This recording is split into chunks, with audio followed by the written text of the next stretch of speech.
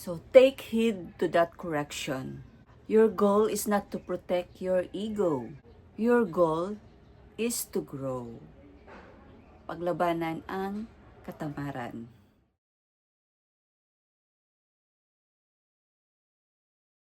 Hi guys! Welcome back again to my channel and another topic na naman tayo. Actually, part 2. Title naman ito ay How to Fight or Overcome the Spirit of Laziness. Para paglabanan mo yung laziness na yan or ma-overcome mo. So, ito yung aking isi-share sa inyo, guys. Ayan. So, let's start. 1. Embrace correction. Siyempre, medyo mahirap to. Siyempre, kung tamad ka, i-correct ka, di ba? Pupunahin ka na baguhin yung iyong katamaran. Kumilos ka. Huwag mong isipin na kung i-correct ka, ay isa na itong rejection. Tinatama ka lang or tinutuwid ka lang para magbago ang iyong pananaw sa buhay. Hindi ka na lang laging walang ginagawa o maging bukas ang isip mo kung ikay kinokorek. Kasi ito yung magbubukas sa iyong pagpupursige na malabanan mo ang katamaran. Huwag laging gumawa ng excuses or mga dahilan kapag ikay kinukorek or tinatama. Accepting and learning from feedback. Siyempre guys, di ba?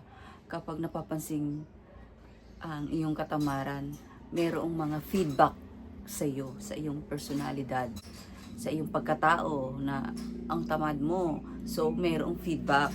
Ay, tanggapin mo yun and matuto ka para mapaglabanan mo ang espiritu ng katamaran. Seek wisdom and instruction. Ayan. Mag-research ka o kaya kumonsulta ka.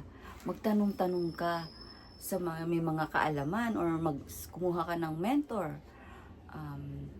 Wala namang masama, di ba? Kung para lang ma-overcome mo ang iyong laziness, mapaglabanan mo.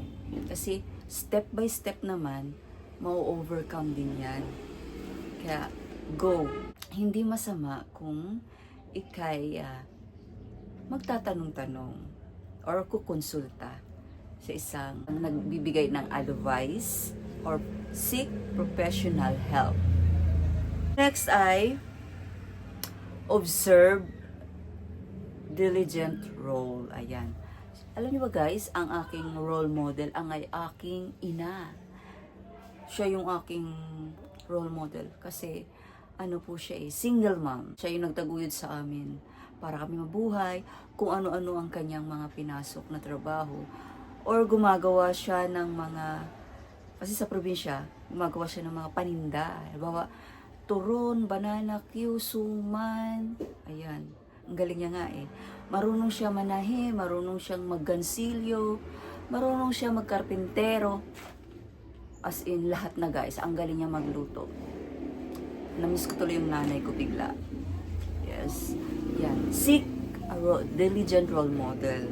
Yan. Halimbawa, kung hindi man ang iyong parents, ang masisipag na tao na nakikita mo, yun, gawin mo silang role model.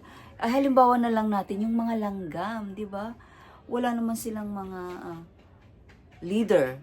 Disiplina sila, marunong silang mag-impok. Ang sisipag nila.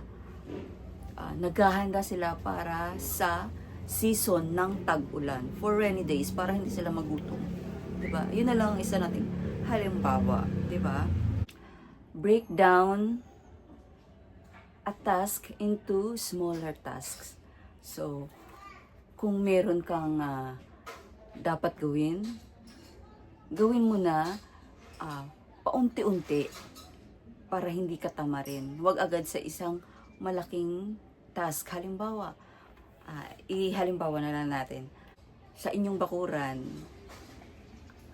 ang lago-lago na ng damo, tapos ang mga puno kailangan ng i-trim, kailangan ng focus ka muna sa mga damo, di ba? So, unti-unti hanggang sa maging malinis na yung iyong garden, yung halamanan. So, at paunti-unti, araw-araw, ayan, may natatapos ka. Nakita ka ng task. Gumanda na ang iyong halamanan. So, yun guys. Paglalabanan mo talaga ang katamaran doon.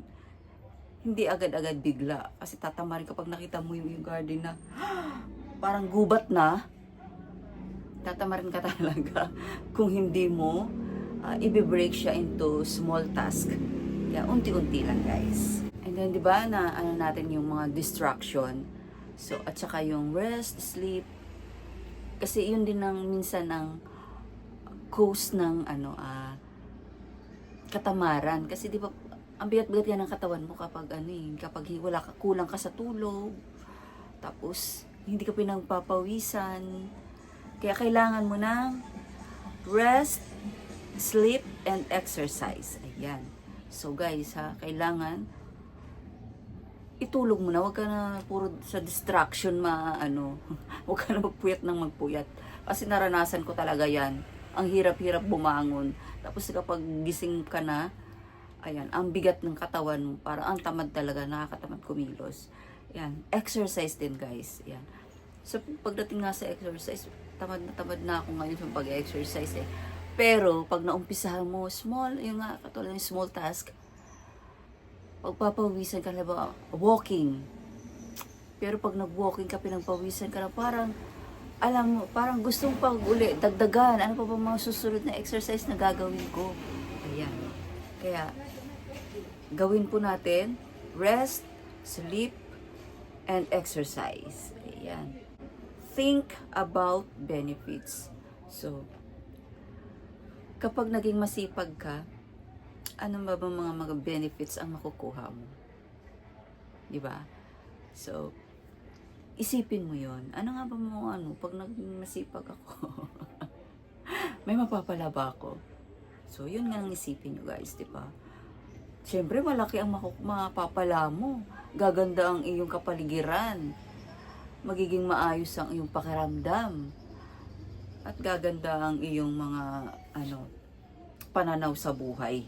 At magkakaroon ka pa ng income at trabaho kapag naging masipag ka. Siyempre naman, kung meron think about benefits, think about the consequences.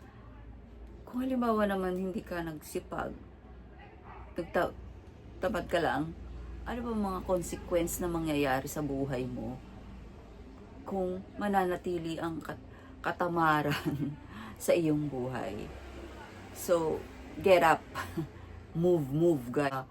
Doing one thing at a time. So, yun. 'Di ba kung meron mga nagmo-multitasking, meron din doing one thing at a time. Ayan. So, at dahil nga katamaran, ayan. Siyempre, ang gagawin mo na lang, tulad nga ng sinabi ko kanina, isa-isa lang. Huwag mong pagsabay-sabayin. Kasi pag pinagsabay-sabay mo yung gagawin mo, hindi mo talaga matatapos yan. Kaya, doing one thing at a time. Okay, guys? And syempre, huwag natin kakalimutan dahil nga ang laziness is a sin, di ba? Kasalanan din yung pagiging tamad, guys. So, eto sabi is, rely on God's strength. Alam niyo yung Philippians 4:13. I can do all things through Christ Jesus who strengthens me. So, baka naman pati pag-pray, ito katamaran na. Ayan. Hingi po tayo ng tulong sa ating Panginoong Hesus na bigyan tayo ng kalakasan.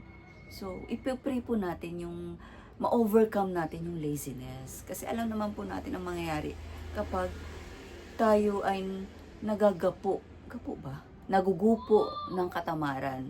Next naman ay set clear goals. So, yan, mag-set kayo guys ng goals sa buhay no, araw-araw. Para araw-araw, pag nagagawa ninyo yung goals na yon, Ayan, parang oops, hindi ka na tamad. Hindi ka na pala tamad. Kasi may nagagawa ka na, nagagawa mo na yung goals mo araw-araw.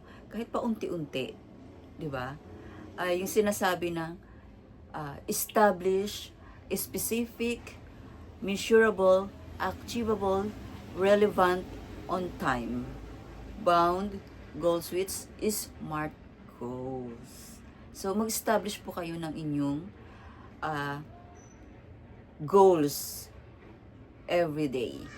Last ay develop routine. Ayan, so, kasi pag wala po tayong routine, ginagawa araw-araw, wala po mangyayari sa ating buhay. Eto guys ha, if you don't have a routine, you won't have a rhythm. If you don't have a rhythm, you won't develop a consistency in your life. To establish consistency, you have to establish a routine. So, I hope naintindihan niyo yun guys ha. Kailangan sa araw-araw, mayroon kang routine na ginagawa. Para rin yung goals, di ba? Kapag may routine, nami-maintain mo yung iyong consistency.